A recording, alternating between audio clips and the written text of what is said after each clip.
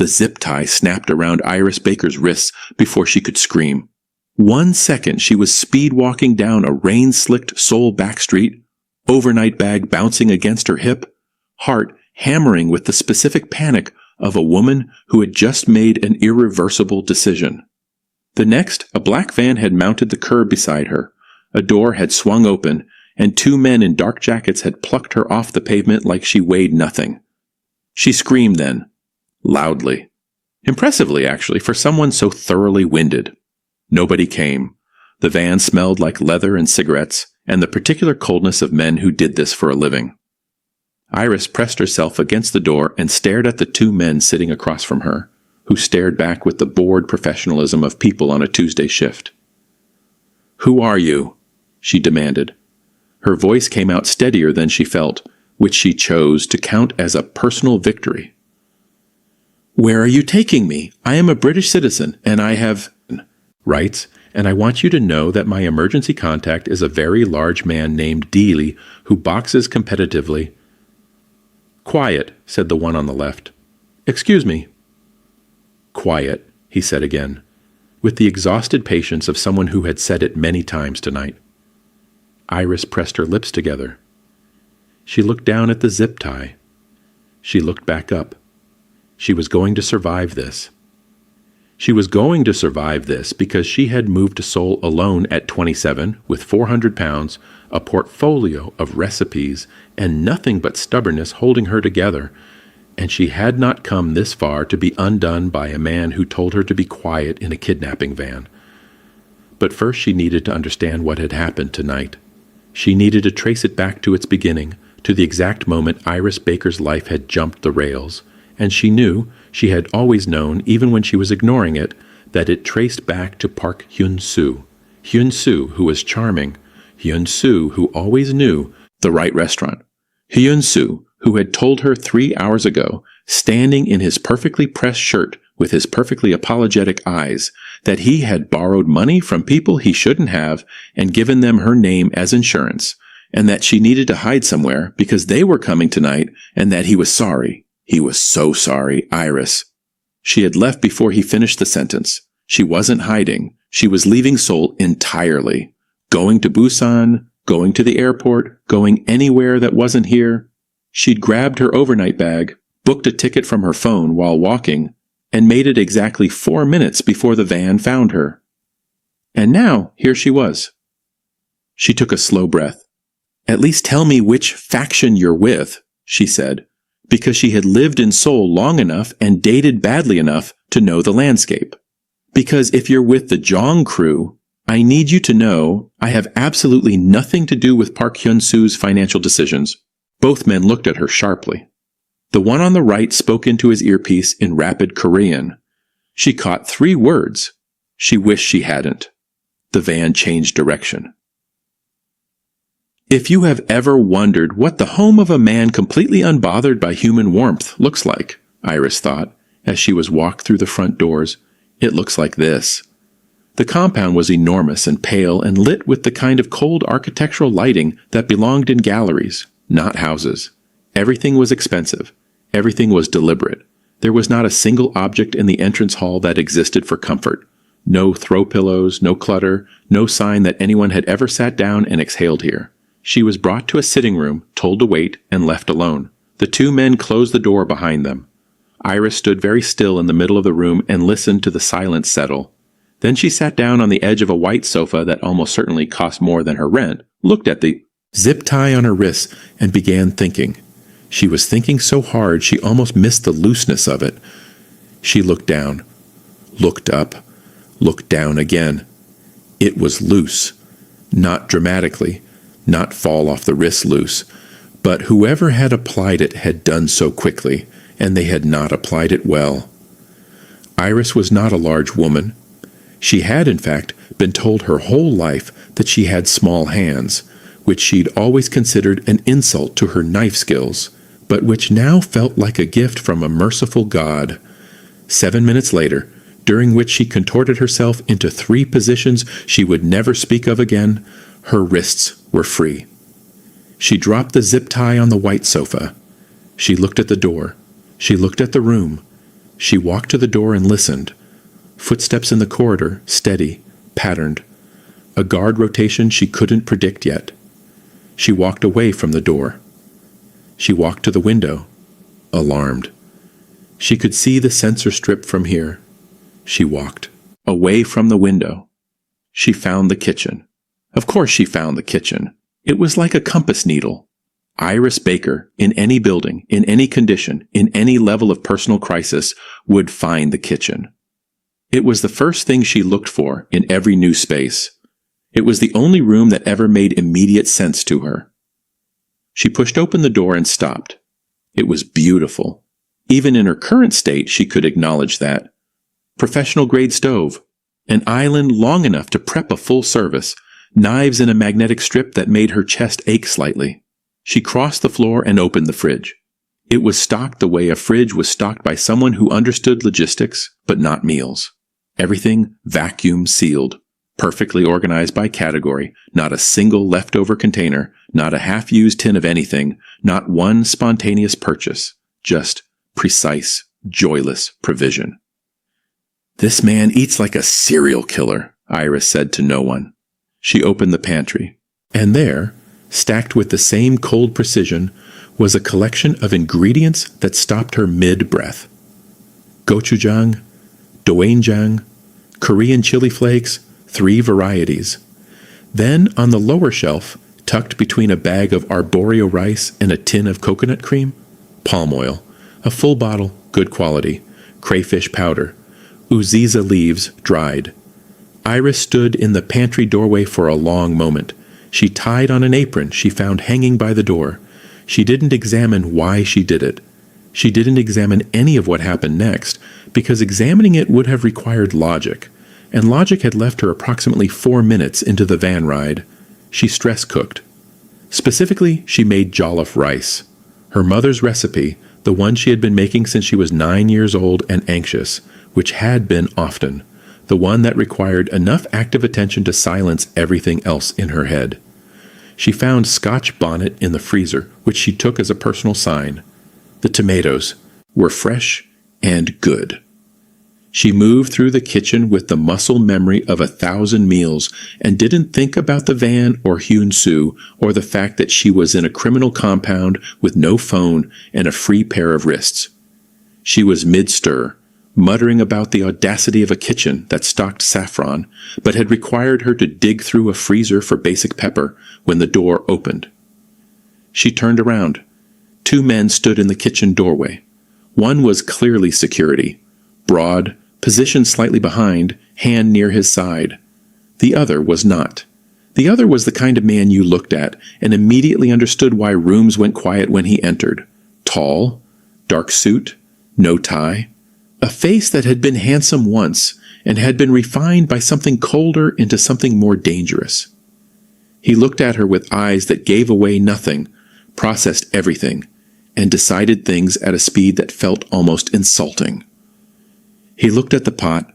He looked at Iris. He looked at the apron. "You cooked," he said. His English was precise, unaccented. Iris gripped the spoon. "You left me alone for 40 minutes. You were zip-tied." She held his gaze, loosely. The security guard made a sound. It lasted approximately half a second before the man beside him turned a look on him that could have stopped weather. The guard's face went completely, professionally blank. Shin Wo-Jae looked back at Iris for one long moment. Then he turned and walked away without a word. Iris turned back to the stove. Her hands were shaking slightly. She stirred anyway. By morning, the pot was empty. If you are already hooked on Iris and Wo-Jae, hit that subscribe button right now, because this story is only getting started. And tell me in the comments, what would you have done in that kitchen? Would you have cooked, or would you have run? Let me know below. The next morning, Shin Wo-Jae sat at the head of a long table in a room Iris was not allowed to enter, and she knew this because she had tried. The guard, a stocky, permanently unsmiling man named Kyung, whose entire personality appeared to be a warning, had simply stepped sideways into the doorway and looked at her until she retreated. She had retreated with dignity. Mostly. She went back to the kitchen and made eggs. The compound had a rhythm she was already learning. Guards rotated every 4 hours. The hallway to the east wing was always staffed. The garden, she could see it from the kitchen window, gray and architectural and without a single flower, was patrolled twice in the morning and once at night. Wo-Jae moved through his own home like a man who had mapped every room for exits and threats before he ever relaxed in one, which suggested he never relaxed at all. He came to her that afternoon. She was sitting at the kitchen island with a mug of tea she had made from his cabinet. She had decided that if she was being held here, she would at minimum be hydrated. When he walked in and sat down across from her without invitation or explanation, she looked at him. He looked back. 30 days, he said. Iris set down her mug. Sorry? You will be here for 30 days. After that, you go home. He said it the way someone read terms from a document. No inflection. No apology. You are not a prisoner. You are a guest with restricted movement. Iris stared at him for a moment. A guest, she repeated, with zip ties. The zip ties were a miscommunication. Between who? You and your conscience? Something moved behind his eyes. Not quite amusement. Something flatter than that. Something that had forgotten the shape of amusement but recognized it dimly, the way you recognize a song you haven't heard since childhood. You have full access to the kitchen, he continued as though she hadn't spoken. Kyung will get whatever ingredients you need. You will not attempt to access the east wing, the lower garage, or the communications room. You will not attempt to contact anyone outside this compound. Iris leaned forward. And in exchange? In exchange, you are kept safe, which, given who currently wants to find you, is not a small thing. She wanted to argue with that. She pulled at the logic of it, looking for the loose thread, the place where she could tell him he was wrong. But the image of those men in the first van surfaced before she could stop it, and she sat back instead. Why 30 days? She asked. There is a debt deadline. When it expires, you are no longer relevant to anyone. Including you. He stood. He straightened his jacket with the automatic precision of a man whose hands needed something to do. Including me. He left. Iris picked up her mug and stared at the kitchen wall for a long time. She negotiated on day 2. Not for her freedom. She wasn't foolish enough to think that was on the table yet. But if she was going to be here for 30 days, she was going to cook properly, and cooking properly required equipment. She found Kyung in the hallway and handed him a list. He read it. His expression didn't change, but something in his posture shifted. A barely perceptible recalibration, the way a person recalibrates when they realize they have underestimated something. Fresh Scotch bonnet, he read. Iru, oha leaves, uziza, fresh not dried. He looked up. Unripe plantain. Yes. Where do I find unripe plantain? That's not my problem, Kyung. He looked at her for a long moment. Then he folded the list and put it in his jacket pocket with the quiet resolution of a man who had decided to simply deal with whatever was happening. Everything on the list appeared in the kitchen by the following morning. Iris stood in the pantry and felt something complicated. Gratitude tangled up with fury, tangled up with the disorienting domesticity of a criminal household that could apparently source fresh oha leaves in Seoul on short notice. She cooked ofe oha, her grandmother's soup. The smell filled the compound in a way that the compound clearly had no prior experience of, warm and deep and specific in the way that only food carrying decades of memory can be. She heard 2 of the guards slow down when they passed the kitchen door. One of them stopped entirely for a moment before apparently remembering himself and continuing. Wo-Jae did not appear. But at midnight, when Iris went back to the kitchen for water, the pot was half empty. She stood at the stove and looked at it. She hadn't served him. She hadn't left a bowl out. He had come in here himself, alone, in the middle of the night, and eaten standing over the pot like a man who didn't want to admit he was hungry. Iris Baker pressed her lips together and felt something she absolutely did not have time for. She went to bed. By day 5, Kyung had thawed approximately 3%. This was visible only in the fact that he had begun bringing her ingredients without being asked, showing up at the kitchen door in the mornings with market bags and setting them on the counter with the efficient care of someone completing a mission. He never explained his choices. He had once appeared with a bunch of scent leaves and a whole snapper and said nothing, just placed them down and left. And Iris had stood there for a moment before deciding not to question the logic of a mafia enforcer who apparently had opinions about fresh fish. On the 5th evening, he lingered in the doorway while she fried plantain. She could feel him hovering. "You can come in," she said without turning around. A pause. Then the careful sound of a large man trying to enter a kitchen quietly. He sat on the stool at the far end of the island. "You're not from Seoul," she said. "Busan," he said. Then, as if surprised, he'd answered, "You. London, originally Lagos." Silence. The oil popped. The plantain turned gold. "My mother cooked like this," Kyung said finally. "Not this, but like this. Like the whole house was part of it." Iris plated the plantain and slid half the plate down the island without comment. Kyung ate 4 pieces before he caught himself, stood up, straightened his jacket, and left with the gravity of a man who had not just eaten stolen plantain in the enemy's kitchen. Iris smiled at the stove. She was still smiling when she heard footsteps in the corridor. Different from Kyung's, different from any of the guards. She knew that particular weight now, that particular pace. Wo-Jae appeared in the doorway. He looked at the plate. He looked at the empty stool where Kyung had been sitting. He looked at Iris. She raised an eyebrow. "Plantain?" He was quiet for a moment. Kyung was here. Briefly. Another pause. Something almost human moved across his face. Not quite the expression of a man whose enforcer had just been caught eating snacks, but adjacent to it. "He's supposed to be on rotation," Wo-Jae said flatly. "He was on rotation. He just also happened to be near the kitchen." She turned back to the stove. "The plantain's good, by the way, in case anyone was wondering." She heard him step into the kitchen. She kept her eyes on the stove. He picked up a piece of plantain from the plate. He ate it standing at the counter, looking out the window at the dark garden. He didn't say it was good. He didn't say anything. He finished it, set the plate back down, and left. Iris stood very still for a moment. Then she said quietly to the empty kitchen, "Don't." Herself. She was talking to herself. She turned off the stove and went to bed before she could do anything else she'd regret. By the end of the first week, Iris had established something that could generously be called a routine. She woke early. She cooked breakfast. Not for anyone specific, just cooked, because the alternative was lying in the too soft bed in the too quiet guest room, thinking about things she couldn't control.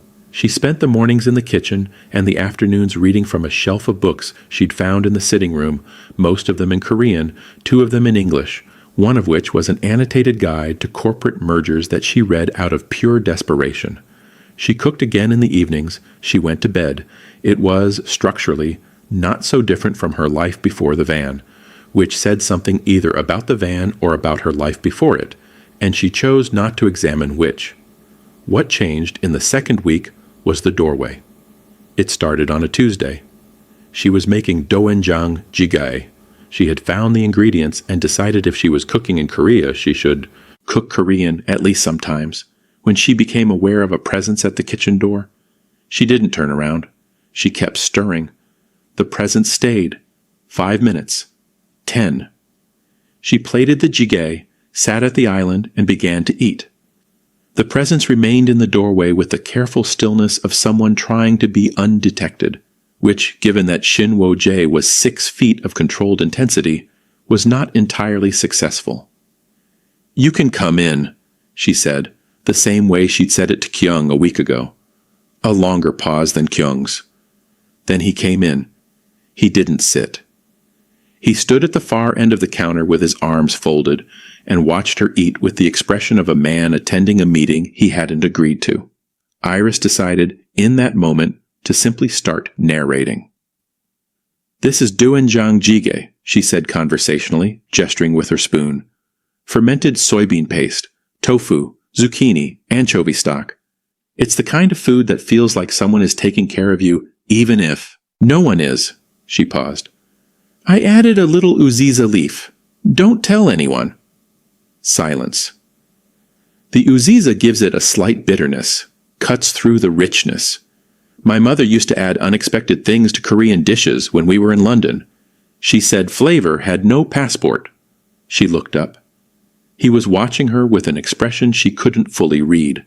Something that wasn't quite closed anymore, something that had found a small crack and was standing at it without committing to stepping through. Your mother cooked Korean food? He asked. My mother cooked everything. She believed that understanding a culture started with its kitchen. Iris tilted her head. She was a surgeon. She had very strong opinions about both. Something shifted in his face, barely. My grandmother said the same thing. Iris didn't react the way she wanted to, which was to lean forward and ask everything immediately. She kept her voice even. What did she cook? He was quiet for long enough that she thought he wasn't going to answer. Then, perilla. She grew it outside the kitchen window. She put it in everything. A pause. I haven't eaten perilla since she died. The kitchen held that for a moment. How long ago? Iris asked. 8 years. She nodded slowly. She didn't say she was sorry. She got the sense he had been told that enough times for it to have lost all meaning. Instead she stood, went to the pantry, and came back with a bunch of fresh perilla she had asked Kyung for 3 days ago with no particular plan in mind. She set it on the counter in front of him. Come back at 7, she said, and sit down this time. He came back at 7.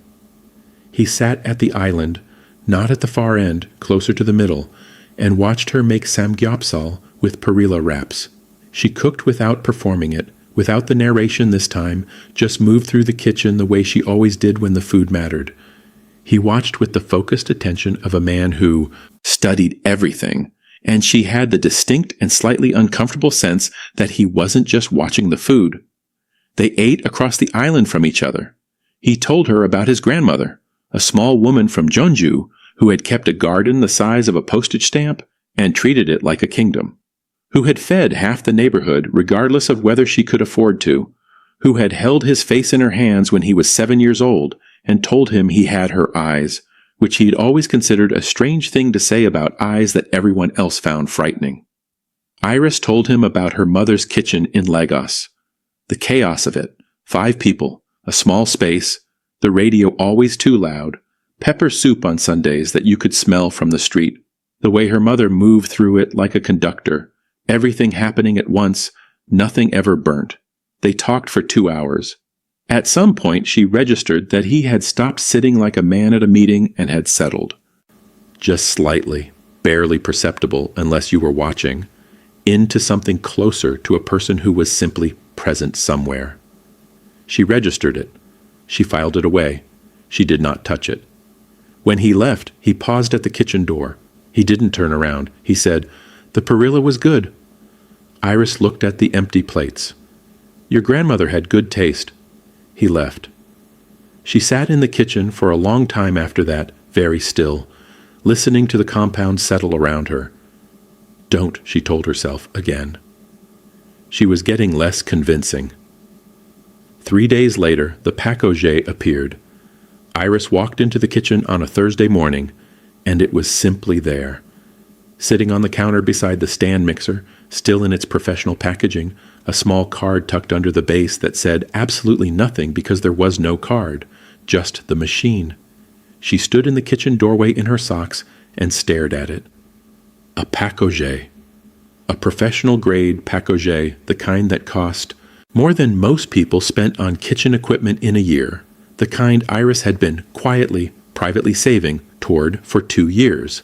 The kind she had mentioned exactly once. Not even as a request, just as a passing vent. Just, I've been saving for a AfroKorean, and honestly at this rate I'll be 60. In the middle of a longer conversation 3 days ago, he had heard it. He had said nothing. And then he had gone and bought it. Iris pressed her hand flat on the counter beside it and breathed. She spent the morning developing a black sesame and honey ice cream. Slow, careful, exactly the kind of recipe that deserved a pakojé. She tasted it 6 times. She adjusted. She processed it and watched the machine work and felt a warmth in her chest that had absolutely nothing to do with the kitchen temperature. That evening she served herself a bowl and ate it at the island. Then she scooped a second bowl. She walked down the corridor to Wo-Jae's office. She had never been to his office. The guard outside it looked at her, looked at the bowl, looked back at her. She held it out. He stepped aside. She set the bowl on the floor outside the closed door. She walked back to the kitchen. She did not knock. She did not leave a note.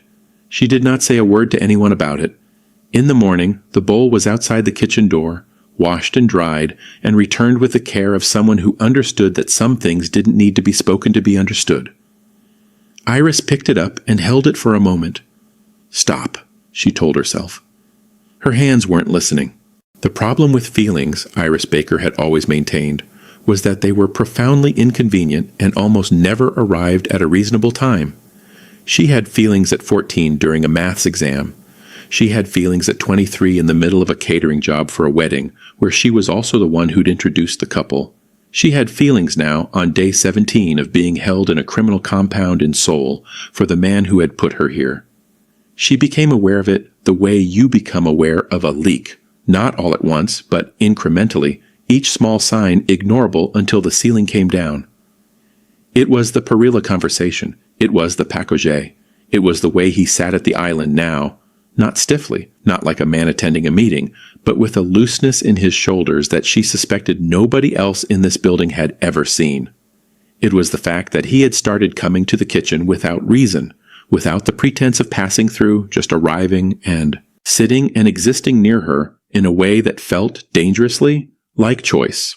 It was the night he had come in at 11 o'clock with his jacket off and his sleeves rolled to the elbow and sat down without a word, and she had made him ginger tea without asking, and he had wrapped both hands around the mug and stared into it for a long moment before saying very quietly, "I lost my brother 3 years ago." And she had sat very still and let him talk. And he had talked for an hour, haltingly, with long silences that she had the sense nobody had ever waded through before. About a younger brother who laughed too loudly and drove too fast and had died because of choices that Wo-Jae had made. And when he finally stopped, he looked at her with eyes that were not the eyes of a man who felt nothing. He had never felt nothing. That was the thing. That was the terrible, inconvenient thing. He had felt everything, and he had spent 3 years building a house around it so nobody could get to it. And Iris Baker had walked into his kitchen and cooked and talked and waited, and somehow the house had developed windows. She lay in bed that night and had a very serious conversation with herself. "You are being held here against your will," she said, "by a man who runs a criminal organization. You have been here 17 days, and you are going home in 13, and you are not going to do something catastrophically predictable with the remaining time." She stared at the ceiling. "You don't do predictable. That is the one thing you have always had. You left London. You started a business from scratch in a country where you barely spoke the language. You are not the woman who catches feelings for her captor like this is a film you would have watched and shouted at the screen about. You are smarter than this. You are so much smarter than this." She fell asleep telling herself that. She woke up thinking about the way he held a mug. On day 18, she made plain rice. Just rice. White. Simple. Entirely unembellished. She put it on the table and ate it, and when Wo-Jae appeared in the kitchen doorway at 7, she looked at the pot and said, "Rice," with the energy of a woman building a wall 1 brick at a time. He sat down anyway. She gave him rice. They ate in a silence that was different from the early silences, heavier, aware of itself, the kind of silence that knew it was sitting on top of something. He asked about her catering business. She answered in short sentences. He asked how she had learned to cook the way she did. She said her mother. He said his grandmother had wanted to open a restaurant, but never did. She said that was a shame. He said yes. They ate. He left. Iris washed the dishes with unnecessary aggression. Day 19. She made plain rice again. Day 20, she made plain rice, and he looked at it, and then looked at her and said, "Is something wrong with the kitchen?" "No. You've made rice for 3 days. Rice is a complete meal." He was quiet for a moment. "Last week you made fermented black bean noodles at 10 in the morning because you said the weather required it." Iris kept her eyes on her bowl. People change. Another silence. She could feel him looking at her with that particular focused attention that she had made the catastrophic mistake of finding compelling. Iris. It was the first time he had used her name, not Miss Baker, not the clipped acknowledgement of her presence. Her name, in his voice, with a weight to it that meant he had been thinking about saying it. She looked up. He was watching her with an expression that was more open than she had ever seen on him. Something careful and uncertain in it, which on a man like Shin Wo-Jae was more devastating than confidence would have been. Because it cost him something, she could see it costing him something, and she was absolutely not going to let that matter to her. "The rice is fine," she said. She picked up her bowl and left the kitchen. Day 21. She didn't cook at all. She stayed in the guest room with her annotated merges book and read about corporate acquisitions with great focused intensity and did not think about anything else. Kyung knocked at noon with a tray. Actual food, not rice. Something that smelled like her ofe oha, which meant he had made it himself from her recipe, and the thought of Kyung standing in the kitchen trying to replicate her grandmother's soup was so unexpectedly touching that she had to put the mergers book over her face for a moment. She ate the soup. It was not as good as hers. It was still the kindest thing anyone had done for her in weeks, which said something about weeks. That evening, she heard a meeting happening in the East Wing. Raised voices, briefly, then silence, then Wo-Jae's voice cutting through both in a tone that she had heard once before and that made the back of her neck prickle. Calm. Absolute. The voice of a man who did not need volume to make a room understand what happened to people who disappointed him. She sat on the edge of the bed and listened to that voice and felt afraid, not for herself, but for whoever was in that room. And then, 3 minutes later, she heard footsteps in the corridor. His footsteps. They stopped outside her door. He didn't knock. He stood there for a moment. She could tell, the way you can tell when a space outside a door is occupied. And then he walked away. She sat on the bed for a long time. She thought about the ginger tea, the pakojé, the perilla. The bowl returned, washed and dried. His brother's name, which he'd said once, quietly, and which she had held in her memory like something breakable. She thought about 13 more days of this, of sitting across an island from him every evening, of watching something rebuild itself in a man who had been hollow, of knowing she was part of why, and then leaving, flying back to a life that would feel small and flat and entirely rice-shaped for the foreseeable future. She thought about how she had told herself her whole life that she did not do predictable. And then, on day 22, at 6 in the morning, while the guard rotation created a 4-minute window in the East Corridor that she had been cataloging for 2 weeks without admitting why, Iris Baker picked up her overnight bag, which she had never unpacked, and walked out of the compound, not because she was in danger, because she was terrified of what she would do if she stayed one more day. She hit the street. She breathed cold Seoul air. She pulled out the emergency phone Kyung had let slip was in the third kitchen drawer. She had not asked why he'd told her. She had simply filed it away. And called her friend Yemi. She was giving Yemi the address when the car pulled up. Different men, different van. But Iris Baker recognized the specific feeling of her life leaving the rails. She recognized it because it had happened before. And this time there was nobody to intercept the transfer. The second van was nothing like the first. The first van had been cold and professional and staffed by men who treated her like cargo. Inconvenient, valuable, handled with mild care. These men were different. These men had the specific energy of people with a point to prove. And Iris understood within the first 60 seconds that she was no longer collateral in a financial dispute. She was a message. They didn't zip tie her. They didn't need to. There were 4 of them, and one of her, and the van was moving, and the emergency phone was gone, taken the moment they found it, which told her they had done this before and knew exactly what to look for. She sat in the back and kept her breathing even and thought with a clarity that surprised her. Wo-Jae would know she was gone by now. The shift change would have revealed the empty room, the untouched kitchen, the overnight bag missing from the wardrobe. He would know she had run. He would think she had made it out. He would let her go because that had always been the arrangement. 30 days, then she goes home. And what was day 22 if not a slightly early version of the same thing? He would not come. She knew this.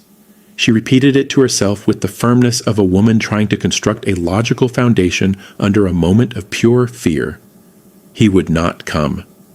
She was no longer his leverage, no longer his guest, no longer the woman in his kitchen filling his empty house with the smell of pepper soup and perilla. She had left. She had chosen to leave. Whatever had been building between them in that kitchen was something she had walked away from. And you did not get to walk away from something and then expect it to follow you. He would not come. She almost had herself convinced. The building they brought her to was on the outskirts of the city. Industrial, gray, the kind of place that had no residential neighbors to notice things. She was put in a room with a single light and a metal chair, and left there for what felt like an hour, but could have been less. Fear does interesting things to time. She thought about her mother. She thought about the kitchen in Lagos, the radio too loud, the pepper soup on Sundays. She thought about Yemi, who had heard a street address and then a cut line, and was probably currently either calling the police or calling everyone she knew, which in Yemi's case amounted to roughly the same level of chaos. She thought, despite everything, about a bowl returned clean and dry to a kitchen doorway. The door opened. The man who walked in was not Shin Wo-Jae. He was older, broader, with the settled authority of someone who had been dangerous for a long time and had stopped needing to perform it.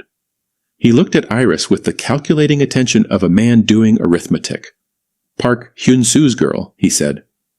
"I am nobody's girl," Iris said. Her voice came out steady. She was proud of it. He smiled. It didn't reach anything. "You've been staying with Shin Wo-Jae?" "I've been held by Shin Wo-Jae. There's a difference." "Not from where I'm standing." He pulled the other chair out and sat across from her with the ease of a man entirely in control of a room. "You're going to help me send him a message." Iris looked at him. "You're going to be very disappointed by how little I matter to that man."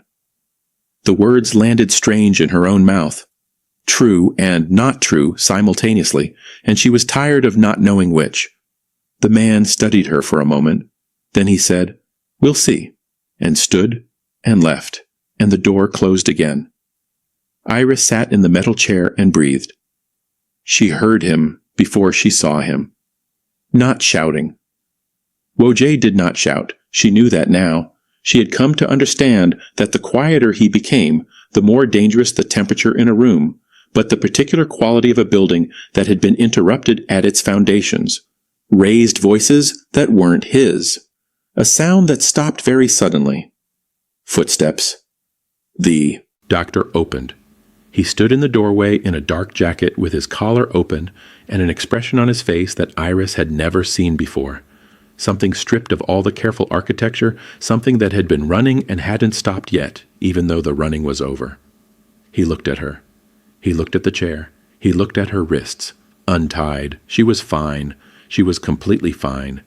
And something in his face reorganized itself around that fact, like a man taking his first full breath in an hour. He crossed the room in 4 steps and crouched in front of her chair and looked at her at eye level with an intensity that made her chest ache. "Are you hurt?" he said. "No." "Are you—" "I'm fine, Wo-Jae." His name in her mouth. She watched it land on him. He stood. He looked away, at the wall, at the door, anywhere that wasn't her face, and she could see him rebuilding the architecture in real time, reassembling the controlled composure that he wore like a second skin. She stood up. "You came yourself." "My men were—" "You came yourself," she said again, not letting him finish. He turned back to her. He was quiet for a long time. "The 30 days aren't up," he said finally. Iris Baker looked at this man, this impossible, hollow, slowly filling man who had come personally into an enemy building on day 22 for a woman who had run from him, and felt every wall she had spent 2 weeks constructing develop an irreparable crack. "That's not why you came," she said. He didn't answer. Wo-Jae. "No," he said quietly. "That's not why I came." They drove back to the compound in silence, not the early silence, not the cold, managed silence of strangers in proximity. This silence knew exactly what it contained. It sat between them in the back of the car like a third person, warm and patient, waiting for them to catch up to it. Iris looked out the window at Seoul moving past in the dark and thought about 30 days and what it meant that neither of them was counting anymore. When they got back, she went to the kitchen. Not because she was hungry, because some things required a kitchen. She stood at the stove and started making ofe akwu, palm nut soup, her mother's recipe, the one she had been saving without knowing she was saving it. The compound filled slowly with the smell of it, deep and warm and specific in the way that only certain meals are, the ones that carry whole histories inside them. She heard him come in. She didn't turn around.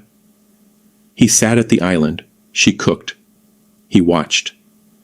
The soup came together slowly, the way the good ones always do, the way things that matter usually do, without rushing, without shortcuts, each step earning the next.